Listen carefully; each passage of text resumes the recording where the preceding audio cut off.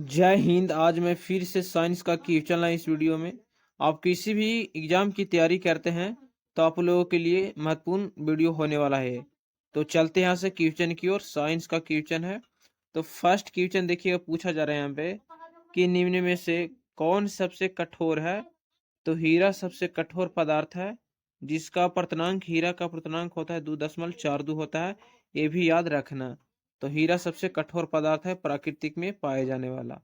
Next question फिर देखिएगा, दूसरा नंबर पूछा जा रहा है कि पत्तियों में बना खाद पौधों के विभिन्न अंगों में किसके द्वारा पहुंचाया जाता है। तो जो पत्तियों में खाद्य पदार्थ बनता है, और पत्तियों में जो पौधे में जो खाद्य पदार्थ बनता है वो पत्तियों को पौधों के विभिन्न अंगों में किसके द्वारा पहुंचाया जाता है।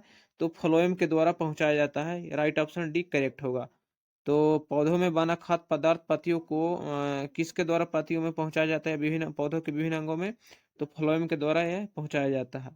नेक्स्ट क्वेश्चन देखिएगा, फिर यहाँ से पूछा जा रहा है तीसरा नंबर कि प्रकाश संश्लेषण किस किस प्रकार के प्रकाश में सबसे अधिक होता है।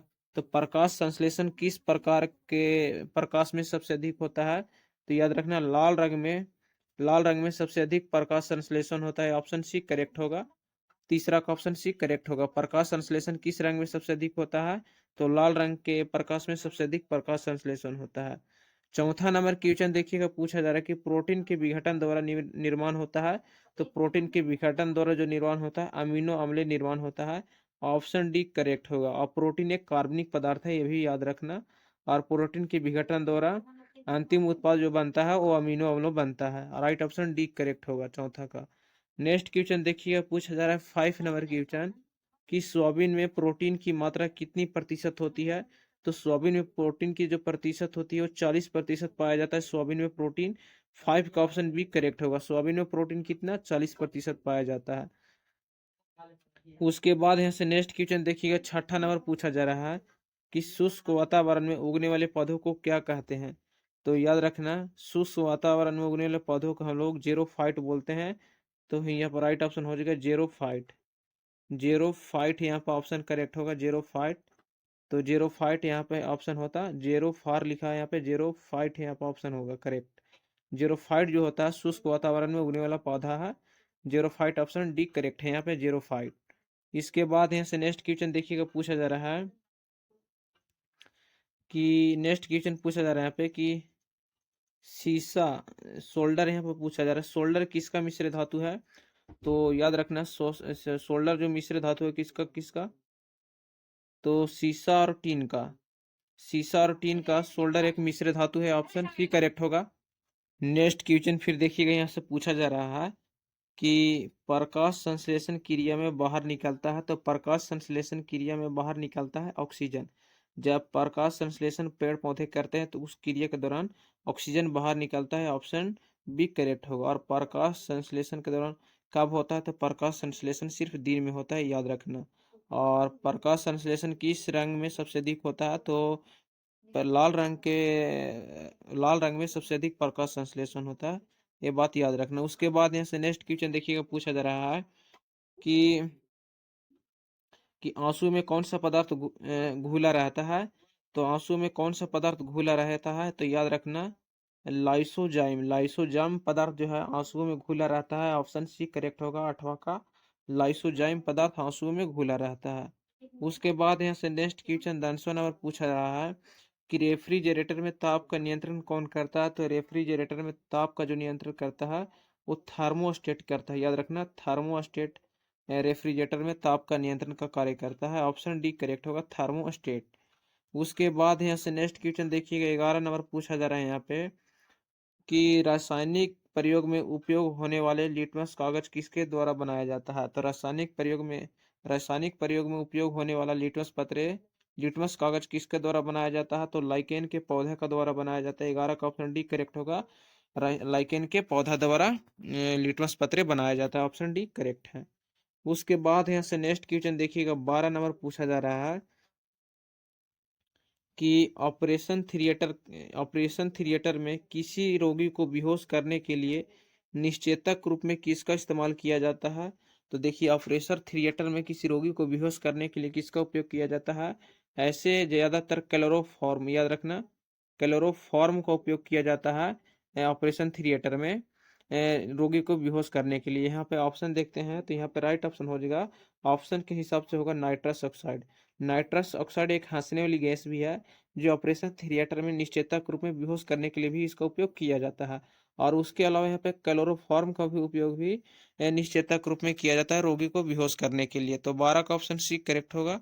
नेक्स्ट क्वेश्चन देखिएगा, पूछा जा रहा है यहाँ पे, नेक्स्ट क्वेश्चन फिर है यहाँ पे कि प्रोटीन संश्लेषण में कितने अमीनो अम्ल की आवश्यकता होती है। देखिए प्रोटीन संश्लेषण जब होती है उस समय प्रोटीन कितने अमीनो अम्लों की आवश्यकता होती है, तो 20 अमीनो अम्लों की आवश्यकता होती है। जो 10 आवश्यक अमीनो अम्ल होता है और 10 अनावश्यक अमीनो अम्ल होते हैं।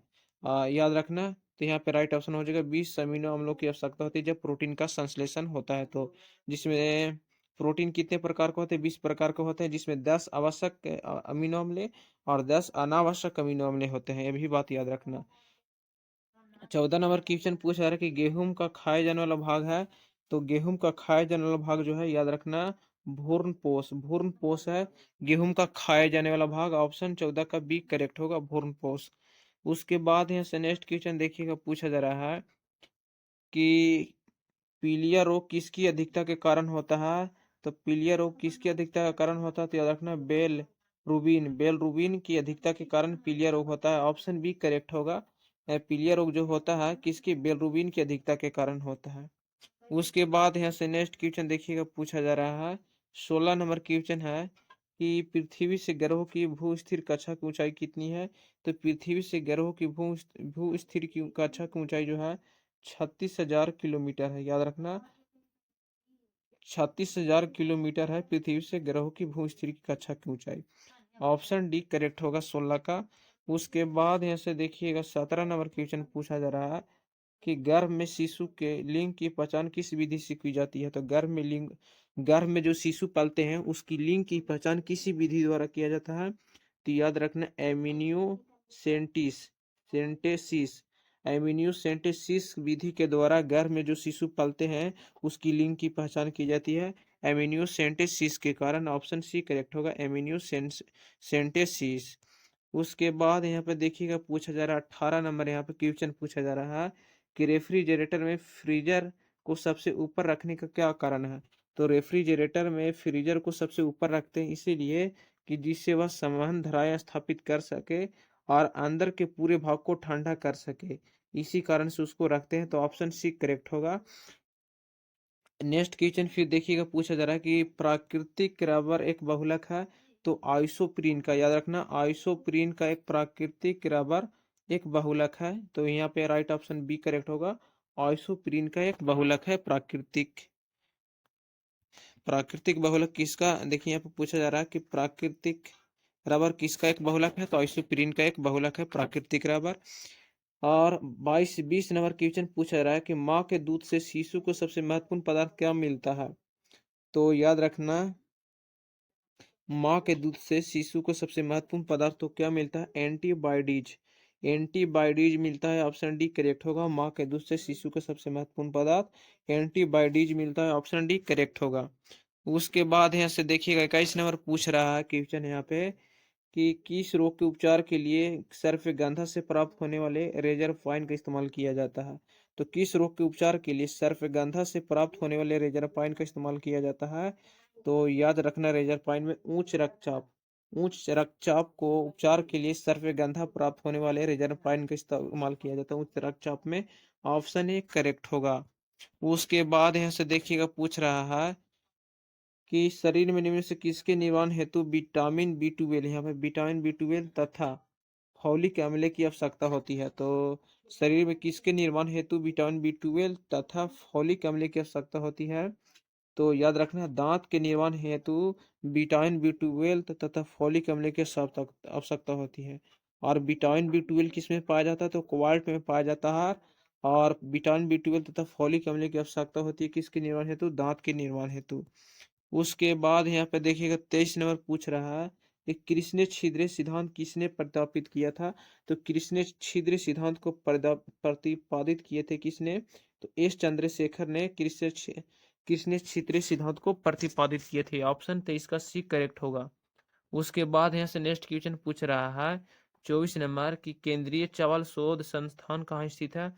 तो केंद्रीय चावल शोध संस्थान जो स्थित है कहाँ? कटक में। ऑप्शन 24 का भी करेक्ट होगा। केंद्रीय चावल शोध संस्थान स्थित है कटक में। उसके बाद पूछ रहा है 25 नंबर की बैरोमीटर की रीडिंग में अचानक गिरावट आने से कैसे मौसम को संकेत मिलता है? तो बैरोमीटर जो है मौसम मौसम को मापने वाला एक यंत्र है, और जो अचानक गिरावट आ जाती है बैरोमीटर में तो वो तूफान का संकेत देती है। किसकी? तूफानी या तूफान का संकेत देती है। ऑप्शन सी करेक्ट होगा। नेक्स्ट क्वेश्चन देखिएगा, पूछा जा रहा है यहाँ पे 26 नंबर कि खाद्य पदार्थों को परीक्षण हेतु निम्नलिखित में से कौन सा रसायन का प्रयोग किया जाता है? तो खाद्य पदार्थ जो होता है वो गर्मी के दिनों में सड़ने गलने लगते हैं या अ, गंध मारने लगते हैं, तो उससे बचने के लिए किस रसायन का उपयोग किया जाता है? तो याद रखना है बेंजोइक अम्ल का। बेंजोइक अम्ल जो है खाद्य पदार्थों को मतलब सड़ने गलने से बचाता है, गंध मारने से बचाता है। तो ऑप्शन डी करेक्ट होगा, बेंजोइक अम्ल। 27 नंबर पूछ रहा है यहाँ पे कि मृदा सुधारक है, तो मृदा सुधारक जो होता है उसमें क्षारक जो होते हैं जैसे सोडियम हाइड्रोक्साइड, पोटेशियम हाइड्रोक्साइड, ये मृदा सुधारक के काम करते हैं। तो यहाँ पे ऑप्शन के हिसाब से हो जाएगा जिप्सम होता है मृदा सुधारक का काम करेगा। जिप्सम का सूत्र क्या होता है? तो याद रखना CSO4 2H2O जिप्सम का सूत्र होता है, ये बात याद रखना। और जिप्सम कैसे बनाया जाता है? तो प्लास्टर ऑफ पेरिस को गर्म करके जिप्सम बनाया जाता है। उसके बाद यहाँ से नेक्स्ट क्वेश्चन देखिएगा, पूछ रहा है 28 नंबर की त्वचा का रंग किसके कारण होता है? तो त्वचा जो बता देता हूँ कि मनुष्य जो होता है वो किसके कारण गोरा या काला रंग प्रदान करता है? तो त्वचा का रंग किसके कारण होता है, ये यहाँ पे ये पूछ रहा है। तो मेलानिन के कारण ही मनुष्यों की रंग गोराई पता चलती है। तो त्वचा का रंग किसके द्वारा प्रदान होता है? मेलानिन के कारण। ऑप्शन डी करेक्ट होगा 28 का। उसके बाद है सब पूछ रहा है 29 नंबर कि निम्न में से कौन शाकनाशी नहीं है? तो नाइट्रोफेन जो है शाकनाशी नहीं है। ऑप्शन डी करेक्ट होगा। उसके बाद यहाँ से नेक्स्ट क्वेश्चन देखिएगा, पूछ रहा है कि नेक्स्ट क्वेश्चन है यहाँ पे कि पीलिया रोग शरीर के किस भाग को प्रभावित करता है? तो पीलिया रोग जो है शरीर के किस भाग को प्रभावित करता है? तो याद रखना यकृत को प्रभावित करता है पीलिया रोग। ऑप्शन डी करेक्ट होगा। उसके बाद यहाँ से नेक्स्ट क्वेश्चन देखिएगा, यहाँ पे पूछ रहा है कि लाइकेन जिन दो वर्गों के पौधे से मिलकर बनता हुए है? तो कवक और शैवाल से लाइकेन बनाया जाता है। ऑप्शन डी करेक्ट होगा। उसके बाद यहाँ से नेक्स्ट क्वेश्चन पूछ रहा है कि प्रकाश का रंग निर्धारित होता है? तो तरंगधारी से प्रकाश का रंग निर्धारित होता है। 32 का ऑप्शन बी करेक्ट होगा। नेक्स्ट क्वेश्चन फिर देखिए, पूछ रहा है कि निम्नलिखित में कौन वायु प्रदूषक नहीं है? तो ऑक्सीजन जो है वायु प्रदूषक नहीं है। ऑप्शन सी करेक्ट होगा। नेक्स्ट है फिर कि प्रथम जीव की उत्पत्ति हुई थी? तो प्रथम जीव की उत्पत्ति जल में हुई थी। ऑप्शन सी करेक्ट होगा। नेक्स्ट फिर है देखिएगा कि जीव की उत्पत्ति जीव से होती है, इसका कथन सत्यापन किया था। तो आप लोग इसका कमेंट में आंसर दीजिएगा। तो जय हिंद, आज के वीडियो इतना ही।